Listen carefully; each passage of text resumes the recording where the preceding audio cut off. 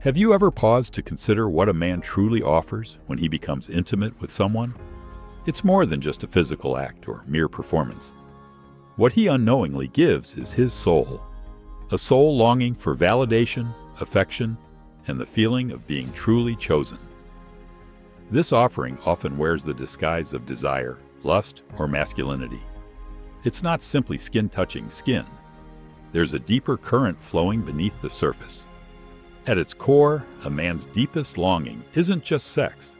It's to be seen, to be felt, and to be acknowledged as whole, even in his vulnerabilities. Men who worship a woman's body with their lips aren't merely chasing physical pleasure. They're seeking the affection they never received. What appears as lust is actually an ancestral emptiness masked as strength. When intimacy is genuine, it strips away the facade of performance and exposes the fragile truth behind the armor.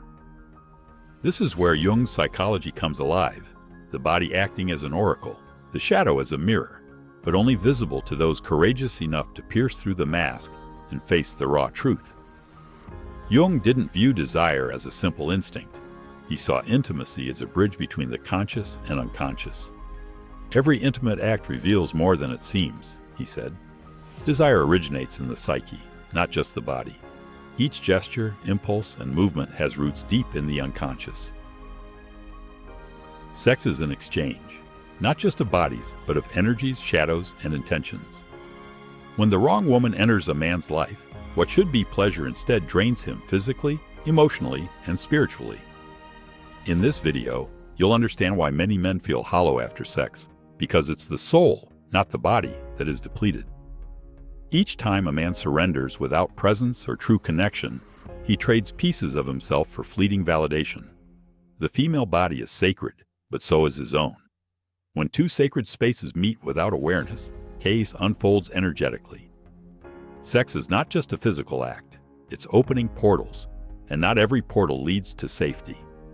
As we journey through this truth, you'll begin to recognize what's always been there, but never explained. When a man truly surrenders in intimacy, he reveals more than flesh.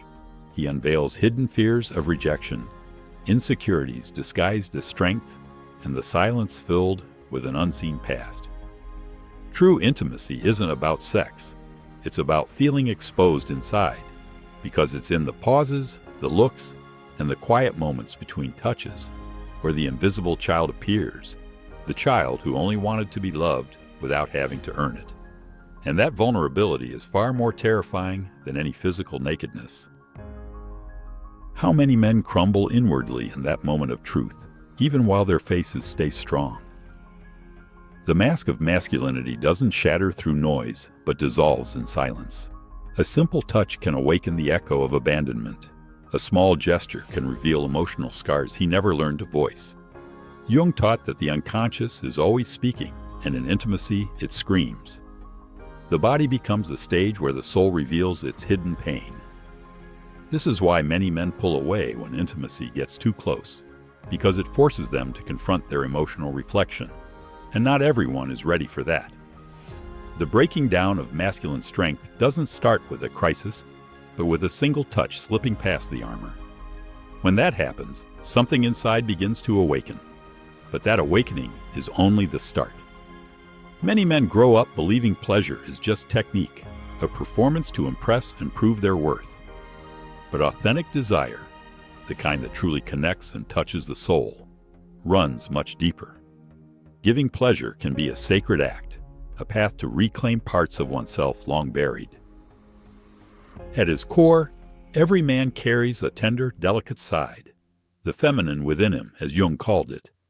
And the paradox is that when he surrenders in intimacy, he touches not just her body, but that hidden part of himself. Sacred pleasure isn't about control. It's about complete presence. The body becomes an oracle, an emotional mirror where he can see himself without a mask. In that ritual of connection, something awakens that no performance can imitate. Desire ceases to be flesh and becomes soul. This ritual begins not with the body, but with silent listening, allowing that exiled sensitivity to return.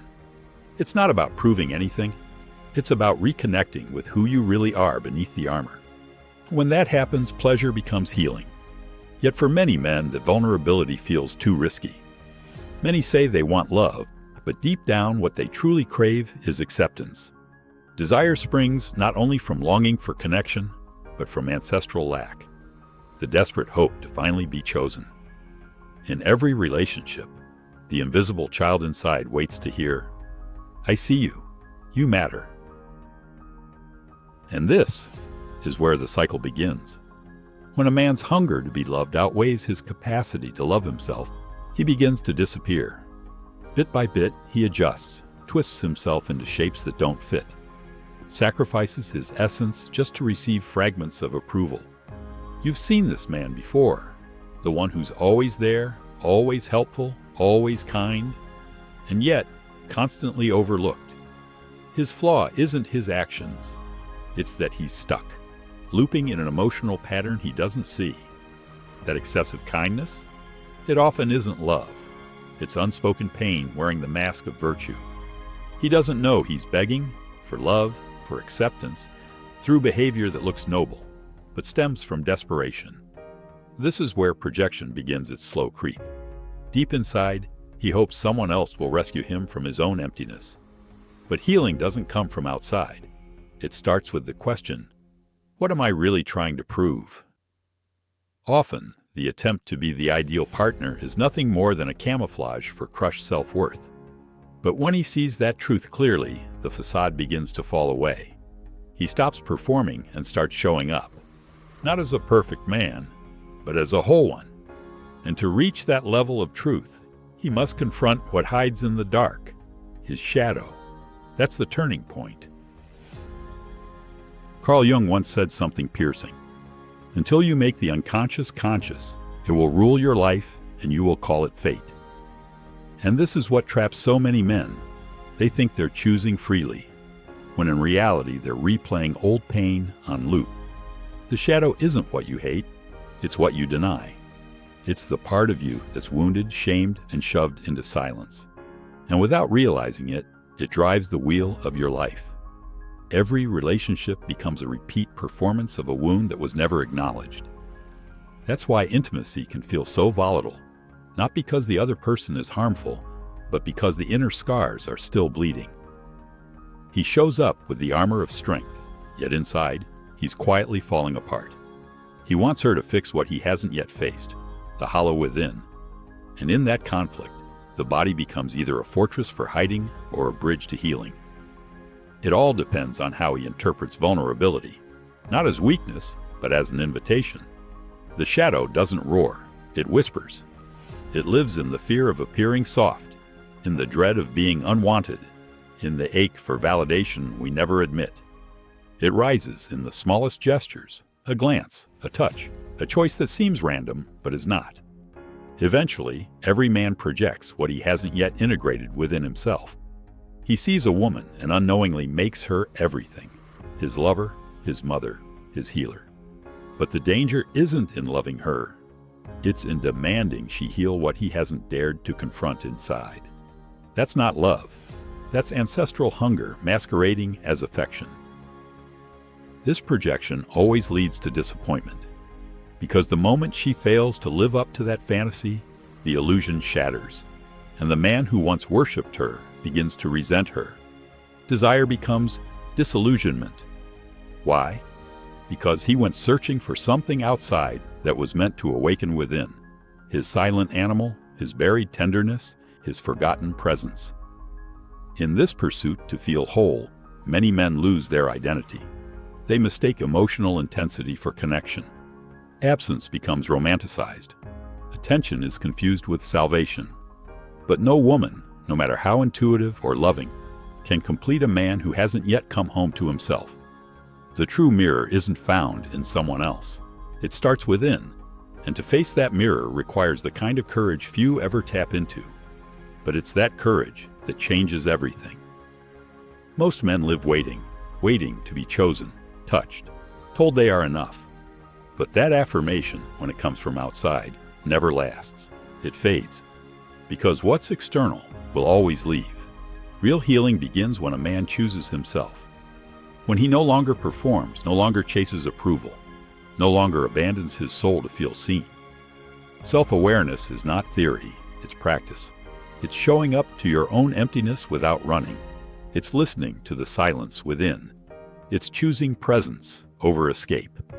That's where true awakening begins, where intimacy is no longer performance, but reflection, where desire flows not from lack, but from fullness. When that shift happens, sexuality becomes something sacred, no longer a way to numb pain, but a return to truth. Pleasure becomes a ritual, not born of hunger, but of awareness. In that space, the shadow becomes your compass. Silence becomes wisdom. But to get there, a man must break free from the prison of ego, peeling away each mask that promised protection but delivered emptiness. In doing so, he uncovers what the world trained him to bury, his raw, unfiltered humanity. And here's the truth no one tells you. Not every woman deserves access to your body, and even fewer deserve access to your energy. When intimacy is unconscious, it becomes a gateway for your life force to be drained without you even realizing it. Some women are disconnected, wounded, addicted to emotional chaos. And if you merge with that energy unaware, it consumes you. You leave the encounter more lost, more tired, more scattered. And still, you confuse it with pleasure. Her unresolved past, her attachments, her trauma, they live in her body. And sex becomes the open door through which that energy enters yours. This isn't about morality. It's about energy. You are not just sleeping with her body. You are engaging everything she carries. If you're not awake, you absorb it all. Suddenly you feel tired, uninspired, number. And you can't explain why. This kind of intimacy is invisible, but it's devastating. No amount of gym hours, flashy confidence, or spiritual quotes can save you if you keep opening yourself to emotional chaos. What you need is discernment, stillness, a new standard. Because as long as you give yourself away just to avoid feeling empty, your soul will stay in pieces. And one day, you might not find your way back. So ask yourself honestly, how many times did you mistake desire for connection? How often did you walk away from the bed more hollow than before? How many times did you hand your energy to someone who didn't even know how to hold her own? The truth may sting, but it will set you free. Because now, you can no longer pretend you didn't know. Sex is not a game. It's a ritual. The body is not a toy. It's an oracle. And every choice you make, intimate or not, either rebuilds you or buries you deeper. So now it's up to you. Will you keep giving yourself to people who only want fragments of you? Or will you finally rise to a level of consciousness that honors your soul? If this message struck a chord, comment the line that echoed deepest and share it with the men still asleep. Because this is no longer about performance. This is about who you are when no one's watching.